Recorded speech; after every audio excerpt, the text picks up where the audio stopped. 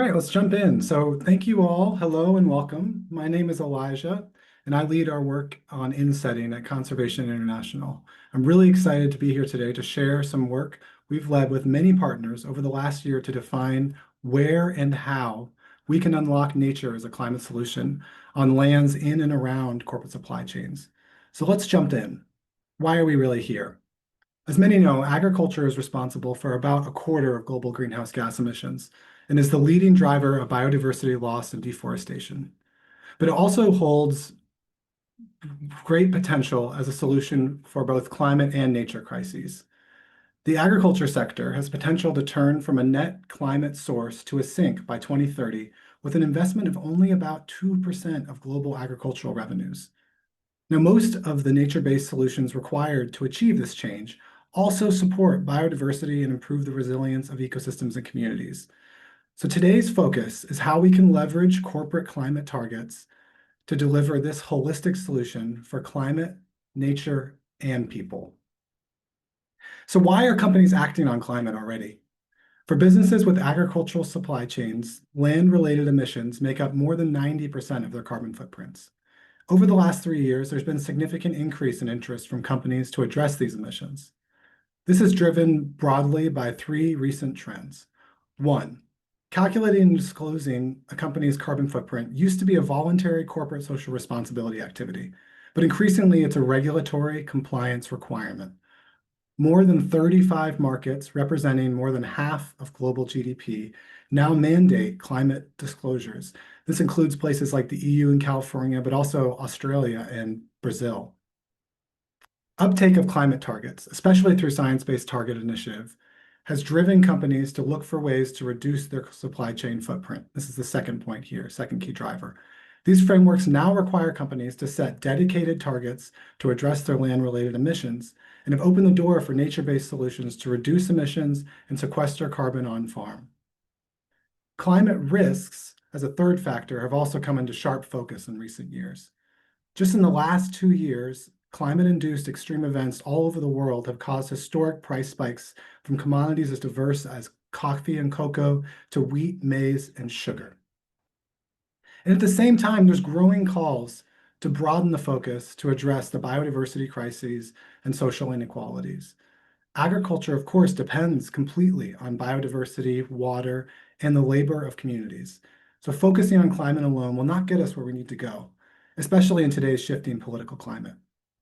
Global policy is evolving to recognize this, as is demonstrated by IPBES's latest Nexus report shown on the left, which highlights the interlinkages between human, nature, and climate-related factors, and the donut economics framework that's beginning to be embraced by some policymakers, which marries the planetary boundaries framework with social needs, shown here on the right.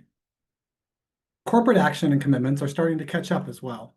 Reporting requirements for nature and social impacts are materializing through the adoption of TNFD for nature-related disclosures and the creation of TISFD for inequality and social-related financial disclosures.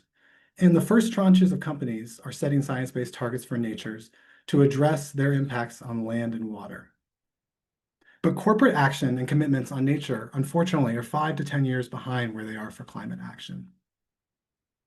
This leads us to the two key questions that have driven the two parallel work streams over the last year, which we're launching today. First, how can companies use their climate targets to support holistic outcomes for climate, nature, and people? More than 10,000 companies have committed to climate targets through SBTI, but the standards are still evolving, and we're at a key moment right now as SBTI updates its net zero standard for the first time. Through this work stream, we've aimed to pull from a diverse set of stakeholders to identify challenges with the current paradigm and propose some solutions for how to overcome these challenges to inform the key standards finalizing over the next year. In the second work stream, we aim to identify where nature-based solutions have the most potential in agricultural systems, that is, where in the world, but also what specific commodity supply chains of the 20 that we looked at this potential is connected to. And connecting to those commodity supply chains is key to link to corporate climate targets. My colleague Oksana will share much more about that. I'm going to jump into the first one here, how.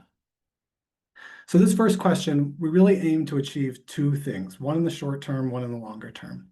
The first is a widely endorsed blueprint of how companies can act today with high integrity, even as the key corporate climate standards continue to evolve. And the second, longer term, is offering a clear collective vision for what we need to mainstream in common practice by 2030 collectively. Now, of course, neither of these outcomes can be achieved by one organization acting alone. In fact, they require a collective voice. So this work was done in collaboration with other organizations, shown here at the bottom, to ensure we landed on an outcome that we could all endorse and take up in our work. And you'll hear more from a couple of these organizations later in the webinar. Over the last year, we've engaged over 100 people across more than 40 organizations to understand the challenges and opportunities of the current paradigm, establish principles to define best practice, and finally, identify key actions required to operationalize these principles. We were also proud to earn the endorsement of the 25 organizations shown on the screen, who have all committed to putting these principles into practice in their work. Next, I'm going to walk through some of the key points that are in the report, but please know there's way more detail in the document itself that's linked from our website, and my colleagues will be sharing shortly in the chat. So first, I want to briefly touch on some of the key definitions for this work. This work is focused on the land sector and is not limited to the current greenhouse gas accounting boundaries established by the Greenhouse Gas Protocol and the Science-Based Targets Initiative. I'll talk more about that soon. But for this reason, we've used the term insetting rather than the term scope 3 or the mouthful within value chain mitigation, both well-defined terms but that have much more restrictive boundaries. Second, we define high integrity insetting as the core of what this work really aims to promote. What makes it high integrity is that it delivers holistic benefits for people and nature, in addition to, of course, delivering for the climate. So the heart of this work is 6 principles grouped into 3 themes. Again, there's much more detail on these in the report, but I want to offer a quick summary here just to give you a taste. The first theme, flag sector transformation, is about looking beyond individual companies to support the transformation of an entire forestry, land use, and agriculture flag sector. The first principle, prioritize climate impact, asks companies to prioritize actions that have real measurable climate benefits, not just what's easiest to account for. For example, while shifting sourcing region from one country with a high emissions factor to another with a low emissions factor can dramatically reduce a company's greenhouse gas footprint basically overnight on paper, it often has a much less meaningful impact on the ground. As we'll talk about shortly, this principle sometimes requires companies to invest in projects with impacts that go beyond current greenhouse gas accounting boundaries. The second principle is collaborate in supply sheds and landscapes. Now, of course, most companies, if not all, share sourcing regions and can really have a limited impact on their own, given their limited buying power where they buy from. Yet, the reporting frameworks can push companies to focus exclusively on their slice of the pie. Working collaboratively, companies can amplify impact, they can share the costs and risks, and they can effectively address some of the shared challenges like deforestation and land degradation that they could never address alone. This collaboration should also extend beyond the supply chain to companies that are looking for carbon credits to compensate for their emissions, or governments or utilities who benefit from the practices being taken in the landscape. The second theme, just and nature positive transition, addresses the need for holistic outcomes I've already mentioned. Principle 3, deliver shared value for people. Projects must be co-designed with producers and local communities, ensuring respect for Indigenous rights, gender equity, and fair labor practices. Equitable benefit sharing and inclusive governance are essential for long-term success of projects. To guarantee durable outcomes, projects should include producers in project design to ensure their needs are met by the projects at the end of the day. Principle 4, deliver positive outcomes for nature, clarifies that projects should safeguard against potential negative impacts of a project on nature, but then go further to offer measurable benefits to nature, including water and biodiversity. They should realize the synergies between climate and nature outcomes, including tackling deforestation and conversion of natural ecosystems. The third and final theme is impact and efficiency, and it's all about balancing the need for companies to make claims and the burdens generating those claims can sometimes put on producers. The fifth principle, credible claims, asks standards to support companies to claim both carbon and non-climate related outcomes, from actions that are taken on farm and at the landscape level. We should support a pragmatic and credible approach to accounting that incentivizes action. Without clear claims, companies will struggle to make the business case for investments, and action will be stymied. Principle 6, and the final, is about efficient monitoring, reporting, and verification, or MRV. MRV systems should ensure robust claims while minimizing the resource burden and maximizing the value of the data collected for producers and others in the supply chain. Data collection should support the goals and needs of producers in local communities, and they should be fairly compensated for this effort. Now, I want to dive into a concrete example to bring some of this to life and demonstrate some of the challenges with the current paradigm. First, here are some examples of the types of nature-based climate solutions companies can and should be supporting in their supply chains. On the right side here, we have regenerative agriculture practices on the productive area farms. This is things like cover crops, crop diversification and rotation, incorporation of animals, no-till, and agroforestry. Second, companies can support actions on the non-productive areas of the farm as well, like boundary plantings for windbreaks or living fences, reforestation of riparian areas, or for erosion control. And then finally, companies can and should support actions off-farm, which support the resilience of the ecological and farming system both. These could include reforestation of a watershed to improve water provision, or biodiversity corridors. These actions could be in the broader landscape or on another farm altogether they're not buying from, but that's very nearby to where those they are buying from. So now that we have a sense of kind of what type of actions we're talking about here, I want to highlight a few greenhouse gas accounting challenges that often prevent companies from supporting these types of activities. First is a traceability challenge, probably the most discussed and well understood. Companies often have limited traceability due to fragmented and dynamic supply chains.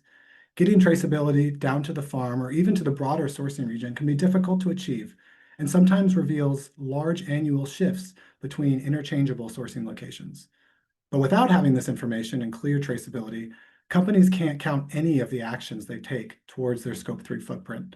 So they're likely not to invest at all unless they have it, or not invest at all if they're changing sourcing regions as well. The second challenge is an attribution challenge. Companies are disincentivized to invest in regenerative agriculture across whole farms due to challenges of attributing carbon across multiple crops. Companies can only claim climate outcomes attributable to the crop they purchase, even if they fund an area growing multiple crops across rotations or with an intercropping system. This directly disincentivizes what we need to be incentivizing, the transition to more regenerative systems, which will produce more crops per farm and therefore have more splits, fractioning of what a company can claim. Next is the allocation challenge. Companies who buy one co-product from a crop are similarly disincentivized to invest in whole farm action. For example, if I'm buying just soy oil and someone else is buying soy meal, I can only claim the Scope 3 outcomes allocated to the oil from the actions on farm, even if I fund a project with impacts across the entire farm and across the entire soy production, of course. Finally, it's proximity challenge, probably the least discussed. While restoration on farm or in the landscape can offer critical benefits for climate, people, and nature, many of these efforts fall outside the company's Scope 3 boundary. This further disincentivizes holistic approaches, considering the whole farm and the larger landscape it sits within. The first three of these challenges are discussed, often separately, in technical circles within the greenhouse gas accounting world, and there's some work underway to helpfully clarify the accounting approach for them. But the proximity challenge has much less attention and is particularly relevant in many of the biodiverse hotspots of the Global South, where protection and restoration on farm and within the landscape is critical. The report we just published clarifies how these four boundaries limit action and highlights the disconnect between what most average people would see as within a company's value chain and what actually counts towards a company's supply chain Scope 3 footprint. This is particularly relevant now as the SBTi revises the net zero standard, which will include some tools like indirect mitigation, which could provide improved incentives for this type of action. And we're keen to work with the SBTi to enact some pragmatic but credible approaches to overcome these challenges, and we hope you'll join us with the same effort. So finally, I wanted to share a graphic from the report that I must admit is a little bit intense, and so you'll have to go back to the report to look at it. It makes a lot to process, but I think it pulls everything together. One of the key challenges we're aiming to address is that the current greenhouse gas accounting boundaries limit action in the land sector. The collection of activities we call insetting are not clearly within the boundary of Scope 3 footprint, and thus there's very little incentive to invest in them, despite their importance. So we're advocating for the creation of a clearly defined category of near value chain action with clear and strong incentives for investment.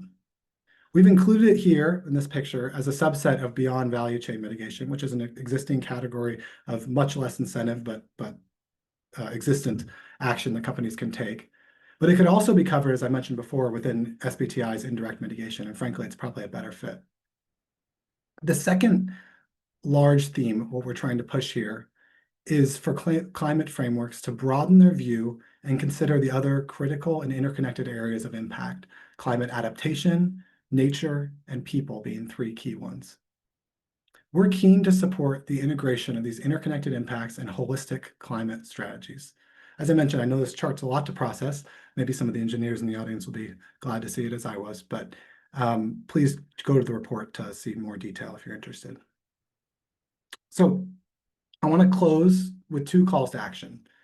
First, we're looking for partners. We, CI, Conservation International, are looking for partners to put these principles into practice through projects on the ground in our focus landscapes across the Global South. But 25 other organizations have similarly committed to putting these principles into practice in their work. So please reach out to us if you're interested in adding your name to this list or partnering with us. Second, as I mentioned before, in 2025, this year, key decisions will be made at the Greenhouse Gas Protocol and at the Science Based Targets Initiative, which will dictate how companies invest billions of dollars over the next 5 years. Now is the time to advocate for these principles to ensure these standards support the holistic action that we need. And with that, I'm going to hand over to my colleague Oksana to talk through the super exciting mapping work that we did in parallel. All yours, Oksana. Hello, everyone. My name is Oksana Korotka, and I'm Senior Manager for Corporate Climate Solutions at Conservation International. Now that we have covered the principles for high integrity insetting, you may be wondering where they could be applied on the ground and in practice, and where there is the most potential for natural climate solutions in agricultural systems. As we heard earlier, from Elijah, agriculture accounts for nearly 50% of the land use and generates about a quarter of global emissions. But on the bright side, it also provides livelihoods to about 30% of the humanity and underpins our society by giving us food and fiber that we all need. Agricultural lands and food systems hold significant potential to reduce and remove greenhouse gas emissions with natural climate solutions. The agricultural sector is increasingly committed to reducing its footprint and addressing climate and nature-related risks. Over 1,000 of agricultural companies have already set climate targets. They are driven by regulatory compliance, supply chain risks, cost savings, consumer demand, but also, more importantly, environmental responsibility, making today a pivotal moment for advancing sectoral climate ambition. But many companies and governments don't yet fully incorporate natural climate solutions in their strategies. And that is because mapping the potential of these solutions across dozens and sometimes hundreds of commodities and countries the companies could be sourcing from could prove time-consuming, but also data is difficult to find. And now we can move to the next slide, please. So that is why we've taken on the task of mapping the global mitigation potential for nature in agricultural systems, looking at dozens of commodities, country by country.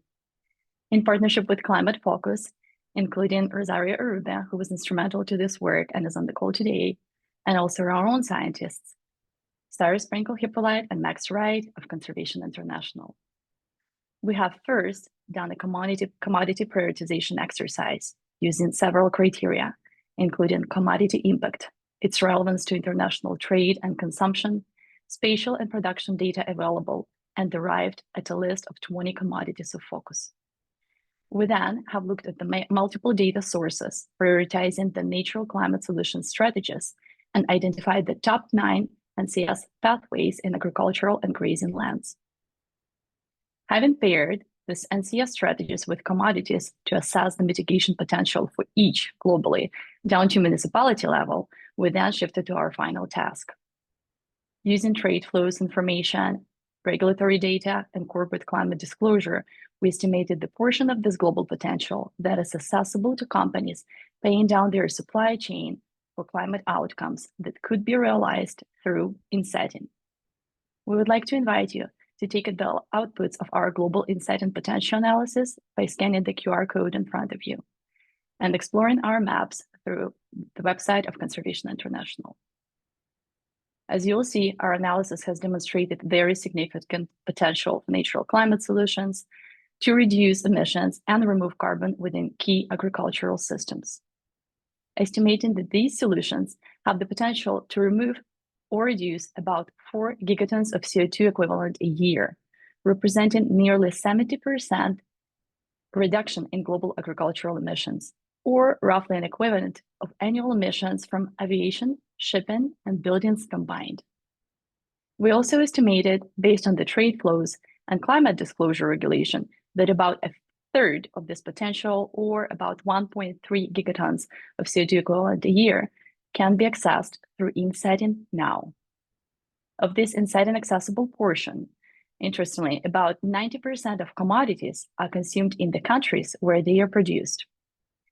This finding highlights the limitations of within value chain action from the global north and the need to work with the producing countries while supporting them in their transition. And let's move on to the next slide, please.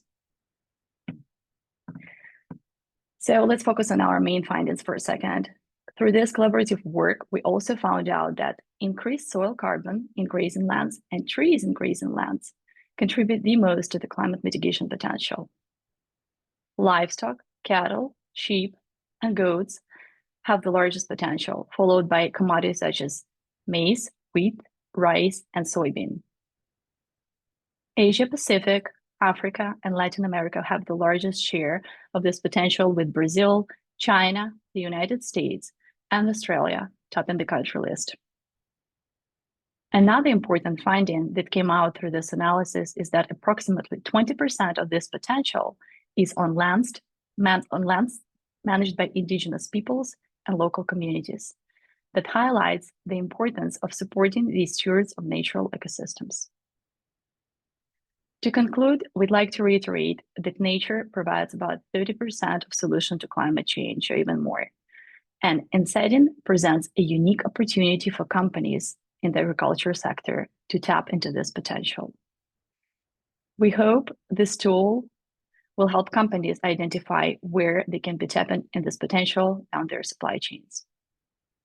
Unlocking these tools in an agricultural lens offers an opportunity we can't afford to pass to drive greenhouse gas mitigation, tackle risks to ecosystems, communities, and companies, while delivering value to people on the ground, as we've discussed in the Principles for High Integrity Insetting section of this webinar.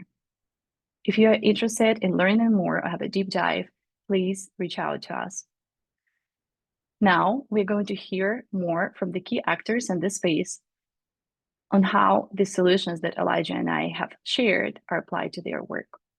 Thank you, and I'm going to be passing this to my colleague, Elijah Ines Wimsatt, and our panelists to start the discussion. Awesome. Thank you, Oksana. So now with this section, I'm actually going to just share this for a moment while I'm introducing folks, but I'll stop sharing so we can see the faces. So I'm going to ask each of these different partners or endorsers of this work to share a little bit about why this work is important and what the organization is doing with it. And I see Pauline, you're in there. So why don't you jump in and sharing a ProForest perspective, and I'll figure out how to stop sharing. Thank you, Elijah. At ProForest, I think we believe a lot in the power of utilizing or leveraging climate action for positive people and nature outcomes. And specifically with these two deliverables that were just presented, I think that we're taking some important steps. On the one hand, the principles, I think it's really refreshing to see the refocusing of the narrative on positive impacts on the ground.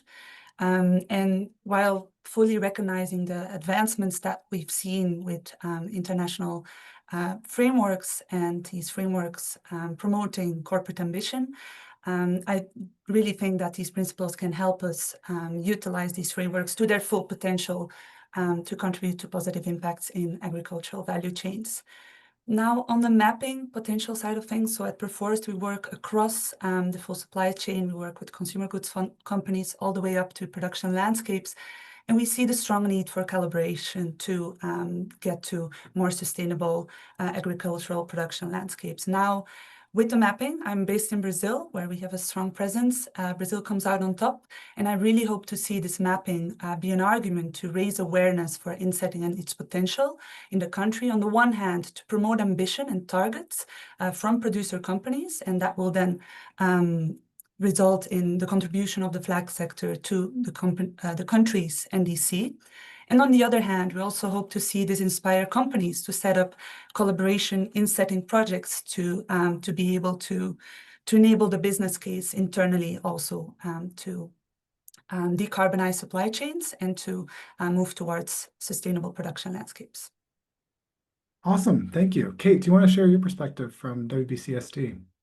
Yeah, sure. Thanks, Elijah. Thanks all. We're really pleased to be a part of this work. I guess for us at WBCSD, our mission is all around working with businesses to make sustainability a key driver of competitiveness. And I think this work really shows that for the ag and food sector, that link is really evident. So it's a sector which can contribute solutions that increase resilience, improve competitiveness, and also deliver shared sustainability goals. But I think we know that the sector is not yet reaching that potential. So for us, the value of this work is in setting out 6 principles, which are kind of a common framework for collaboration across the value chain and with the wider ecosystem.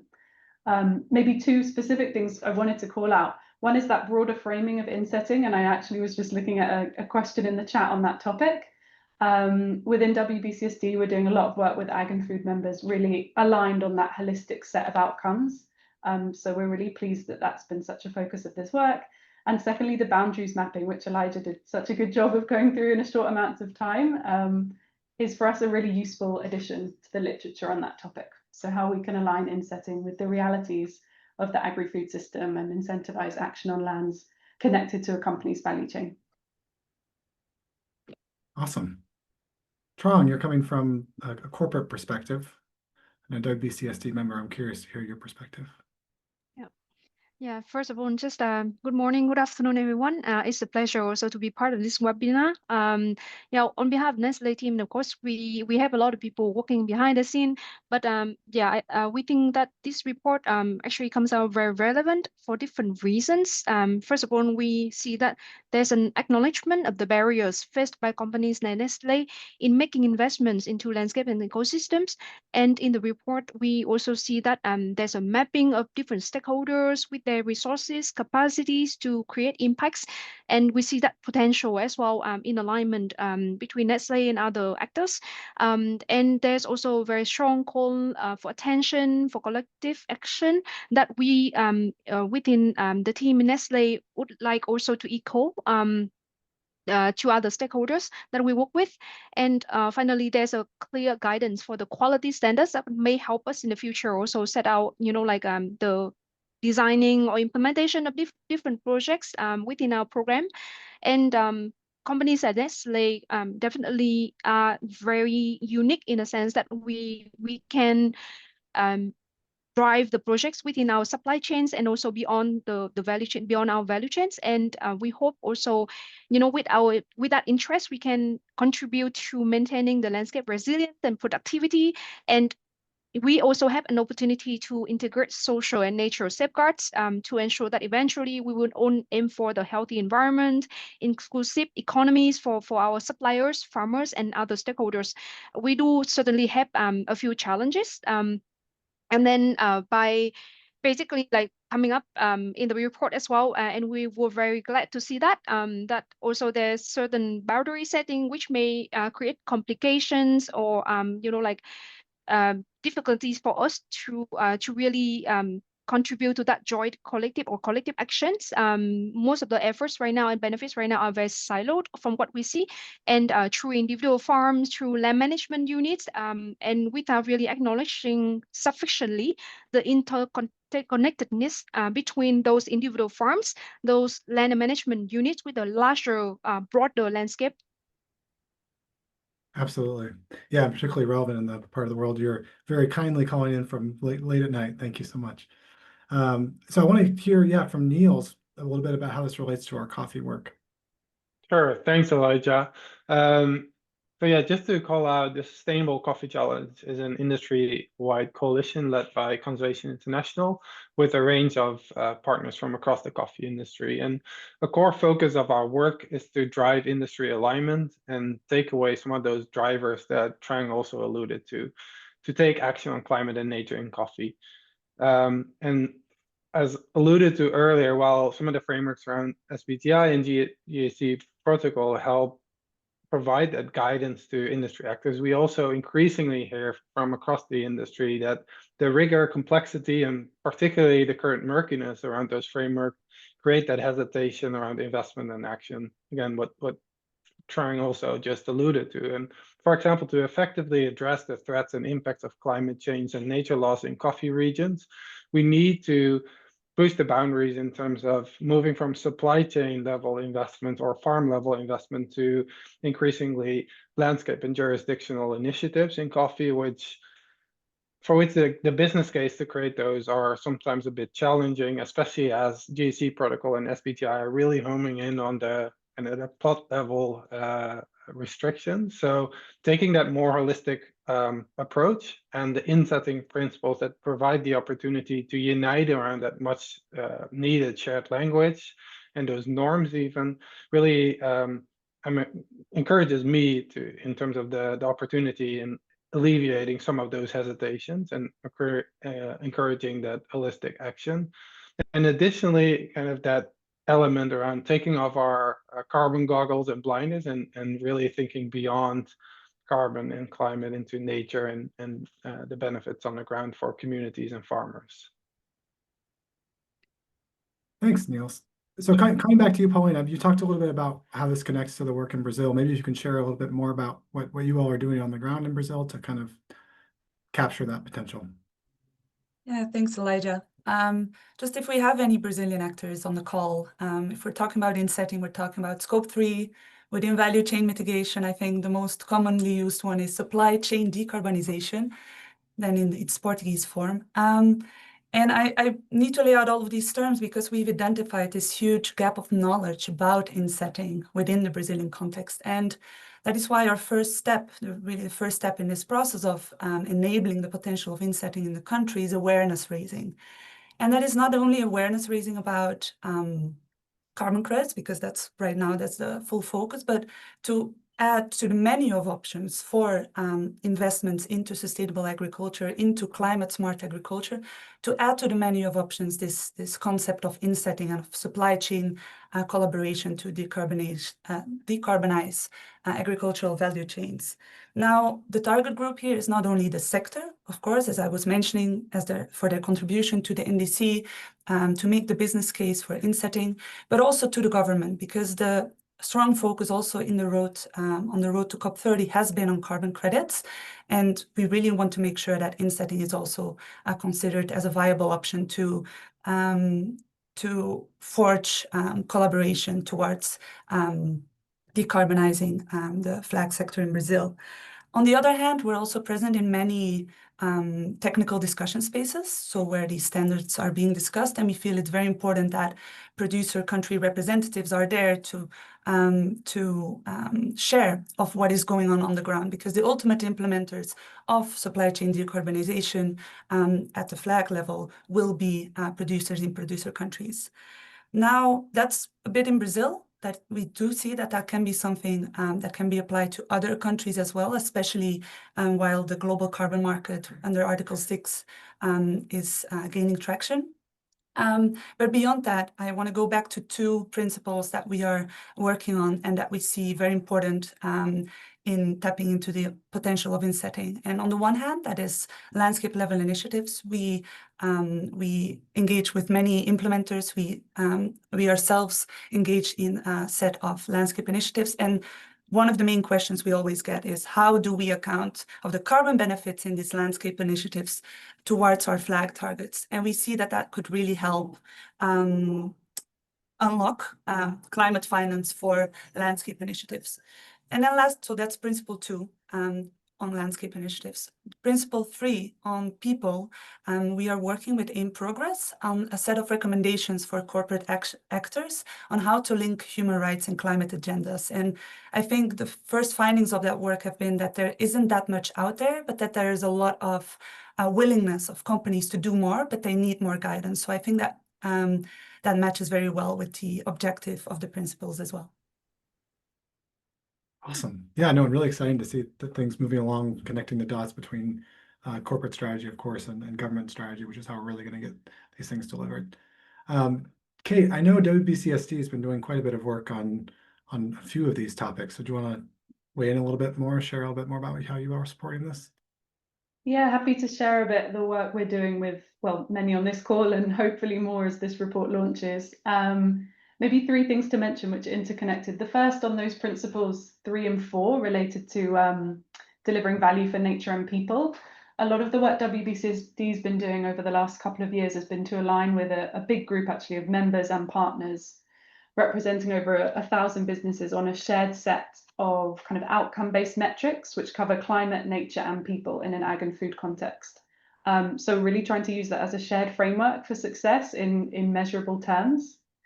And then translating that into action. So that principle 6 around impact and efficiency, we're super aligned with the actions put forward in that principle. And we are working on with members on some guidance for measurement, reporting, and verification. So assessing different MRV approaches that are cost effective, technologically ready, scalable, to really help companies when they're using those metrics to measure climate, nature, and impact for people as well.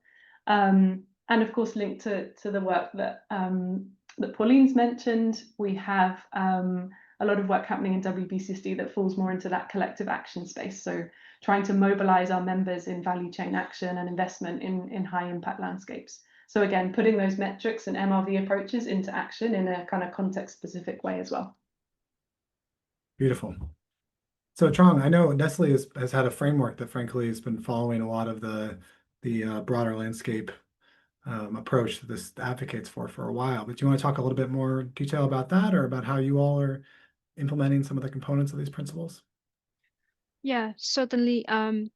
So just stepping away a little bit and then give you a little bit more context onto why Nestle is doing with the global reforestation program. So Nestle has made a commitment to achieve net zero by 2050, and where I'm working with the team of the Global Reforestation Program is one of the vehicles to achieve this net zero roadmap. So what we do essentially is to work with our partners, globally and locally to design and implement robust carbon removal projects in our supply chain and sourcing landscapes. We have projects on farms, we have projects within the sourcing regions, within the sourcing landscapes. And they certainly give us a lot of, insights and learning as well along the way. And all of these works, so far, we can see that are connected also to 6 different principles in the report, which we are very happy to see as well as highlights. And we acknowledge that there's an urgency in investment, especially with large-scale investment, and that cannot be achieved alone with only on-farm, interventions. That the farms can only be accommodating that much only within the farm boundaries, and that is the reason why we hope that in the future there will be a transition towards acknowledging more of the landscape initiatives, and then where companies can also account for the benefits from those. And we hope also to support this transition in agricultural production, where there will be a generation of not only climate benefits, but also other nature and social benefits, which in turn will translate into resilience for the farm and landscape, and also help us with the sustainable supply of our raw materials. So that is also another benefit that we can see, besides the ability to claim all these benefits into reporting cycles. But we do have challenges with the fast evolving industry, with regular changes. It gives us uncertainties for our long-term investments in our investment security in general. And we do have also a few challenges around, striking a balance between practicality and credibility. Like you can always name all of the interventions that reach out to nature and environment and climate and people, but then what is one thing and how much is another thing? Like how much corporates like Nestle can actually work on those methods and then really create impacts. And that is a very difficult question for our investment decision as well. And we think that the need is very strong and clear for the landscape joint or collective actions. But then right now, what we observe is that it's very limited within the landscape actors. Yeah, yeah. So you can only do so much alone, basically. Yeah. Niels, do you want to round us out by talking a little bit about how putting these into practice in the coffee sector? Sure. Thanks, Elijah. Yeah, so if we focus on principle 2 around collaborative investments, so we're putting these principles in practice on the ground and kind of testing them. And in collaboration with Ideate, Solidaridad, and a range of other partners, we're now exploring the feasibility and setup of a collective supply shed program to drive net zero coffee production and enhance climate resilience in Huila, Colombia. And Huila connects the Andes with the Amazon, so making it a very relevant and landscape from a conservation perspective, but also being the largest coffee producing region in Colombia. So could not be a better place to test these principles on the ground. And we're aiming to establish a system that allows interoperability between existing project developers and actions on the ground, and increasing the number of downstream companies to invest there. So kind of that's the downstream and industry side of that, and really figuring out the GHG accounting and the attribution requirements around this. But at the same time, also really making sure that we're embedding these principles in this work at the landscape level to ensure that needs of farmers and communities are included in terms of benefit sharing and building towards impact and resilience on the ground, as well as including the nature priorities for the landscape. So we're currently conducting a feasibility study for this, so stay tuned for more on that. Awesome. Yeah, I'm really excited for that work as well. Well, with that, I'm going to close out the panel and we'll jump over to, I know others on the call have been diligently looking at the Q&A. I have not, but we'll start looking at those. And while we're doing that, we wanted to ask you all, we're going to launch a poll, and I'll share, because some of the point may be cut off. In case you can't see the whole piece, I'm going to share my screen so you can see the picture, the questions that we're asking on the poll. But please let us know. So basically, as far as what's next, right? And I think some of the questions in the chat are getting to this, right?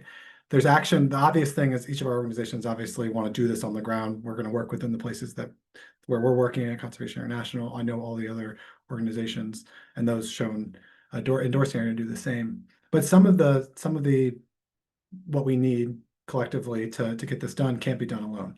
And so what this poll is asking, and we want your input on, is to get a sense of which are the most important actions that are needed for getting this done collectively.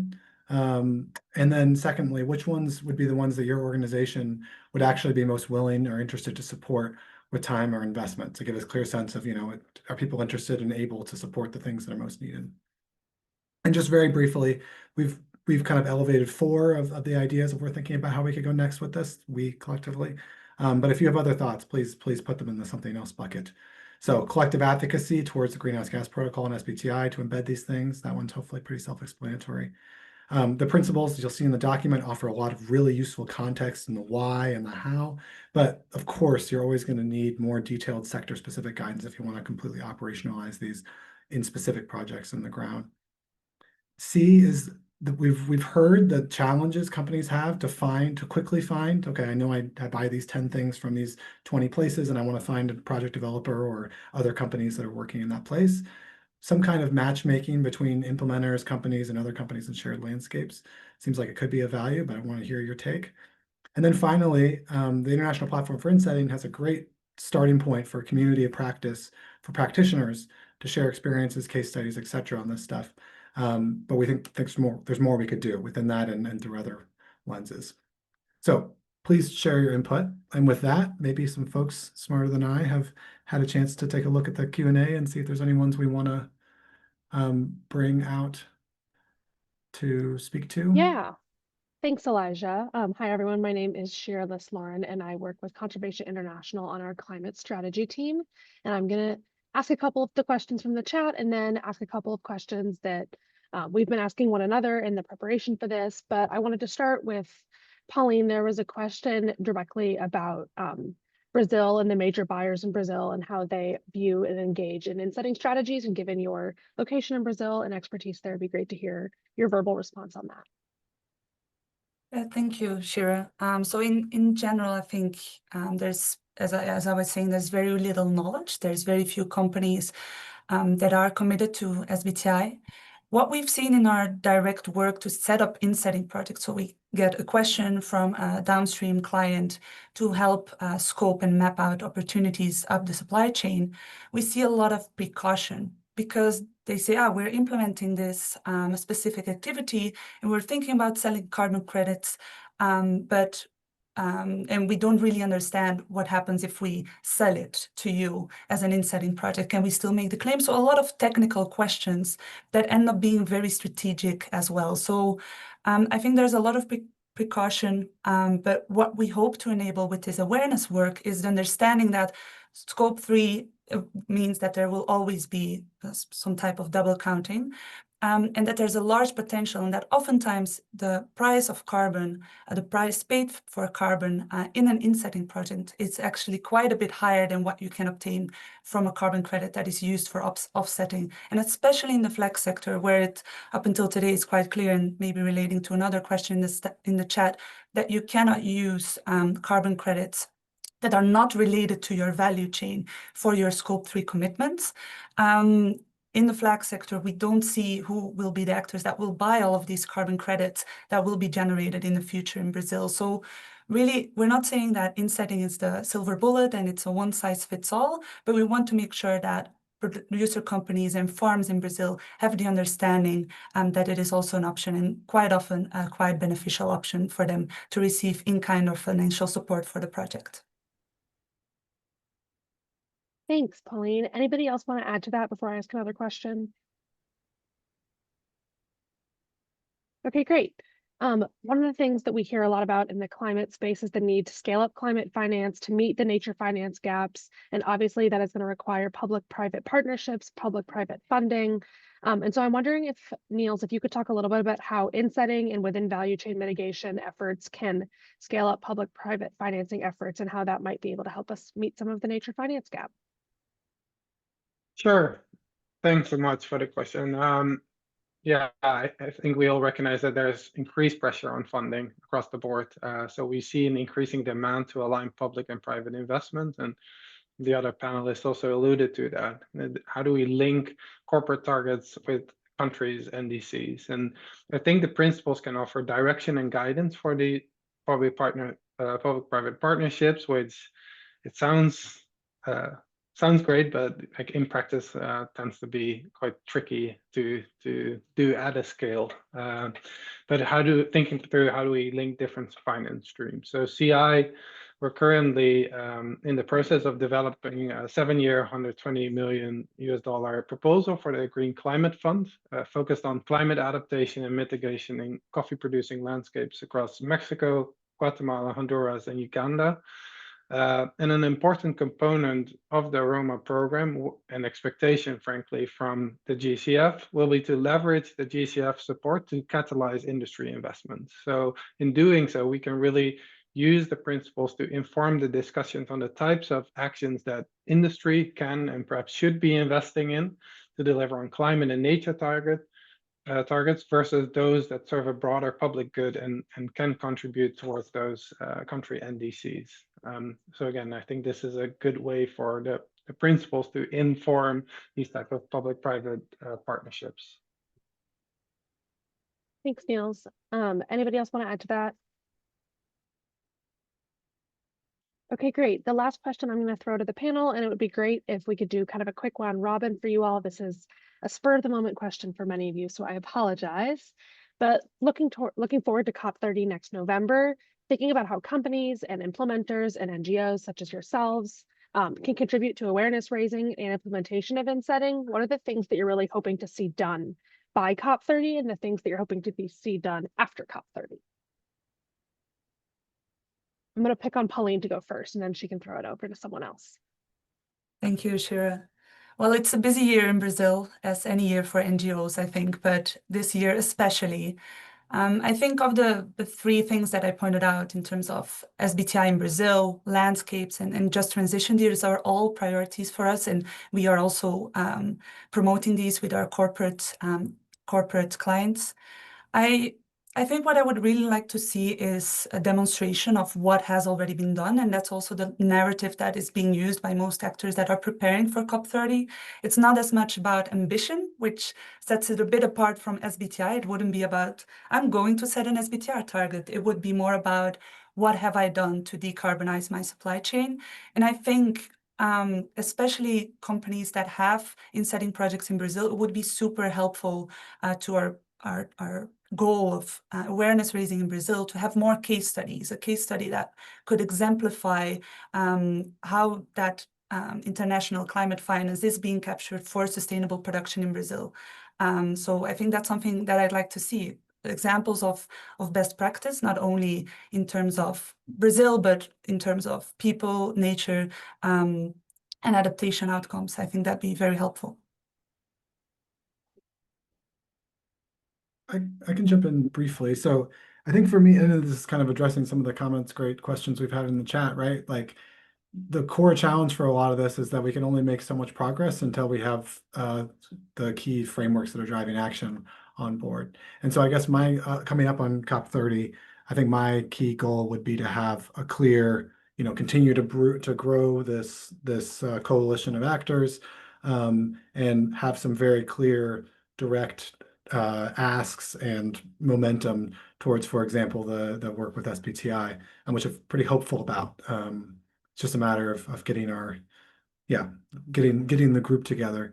But it seems like there's a lot of opportunity for making those changes this year. COP30 is a great opportunity to further, as Pauline was talking about, further like talk about the why, give specific examples on the ground, but also start to make some concrete progress on embedding those things within the frameworks. And so that means like coming together as a coalition to provide specific input. And actually, the SBTI's submission deadline for public comment is next Sunday, the 1st of June. So encouragement of all on the phone to put some stuff in there. To Genevieve's question, just briefly I see Pauline's typing to it too. I have not seen something tracking. So the question was about what level do we understand the level of investment that's been made in Insetting to date. The International Platform for Insetting has a great survey that maybe Jamil can share a little bit about in our close. I know they got some information there, but frankly, I haven't seen great data on this. It's very proprietary to individual companies. It's hard to track. The most it could say is pulling together individual initiatives by individual developers. But that's a hard thing to pull together. But as you mentioned, the potential is huge. And I think that's absolutely right, that some kind of initiative to track the progress would be useful. Thank you, Pauline and Elijah, for addressing that COP30 question. Unfortunately, we're out of time for Q&A. And so we're going to share on the slide real quick, a closing slide, some of the next steps, what we're thinking kind of towards COP30. To that note, I believe Elijah is the one presenting on that one. And then we'll close out by hearing from Jamil. Awesome. So here's where we left it. Can you all see my screen? Okay. So first of all, I just wanted to say thank you, like a huge thank you. As I mentioned earlier in this process, this was like very much a collective effort. We kind of were the ones at the, trying to drag people along at periods, being dragged ourselves along at periods. But this was a huge lift supported by a bunch of folks that I'm showing here on the screen. Obviously, we don't have time to name all of them, but I hope you can appreciate the collective effort that this represented, and we're really appreciated for all the input that supported both the mapping work and the principles work. And then regarding next steps, we wanted to leave you with a few key points here. So obviously, the link to the website's been shared. please take a look at the mapping work. Get in touch if you're interested to go deeper. If we shared just a portion of the full work that we did with Climate Focus, and we're really keen to get this in the hands of companies, and if we're relevant to work with companies to deliver on this potential. Same with the report. Please get in touch if you're interested in endorsing this work or want to figure out how we can embed this stuff in the key standards and influence those key standards. And then finally, very excitingly, we'll have an event in London in just about a month. So we'd love for you to join and come chat with us. And I think Shir is going to put some info in the chat about how to learn more about that. But thank you all for your time, and I'll hand it over to Jamil from IPI to give us some closing words. Thanks a lot, and thanks a lot for this webinar. We are very glad that we participate to it and that we participate to these principles. For us, it's very important. All these messages, we try to communicate them to our capacity building activities, to our trainings, because we really think it is something that we have to promote at IPI, and so we are very glad to be part of it. And to answer to your comment before, yes, we have case studies. We try to share as much information as possible on the Insetting projects, but a lot of this information are confidential, and sometimes it's quite complicated to be able to share them. But we will try to do it during the next period as much as possible. Awesome. Yeah, no, we're all working towards that. All right. Well, maybe unless there's any final words from any of the panelists or anyone else presenting. Otherwise, I think we're good to leave it there. Well, thank you all, and looking forward to getting in touch. Have a good day, night, or morning. Thank you. Thank you. Thanks all. Thanks. Bye. Bye-bye.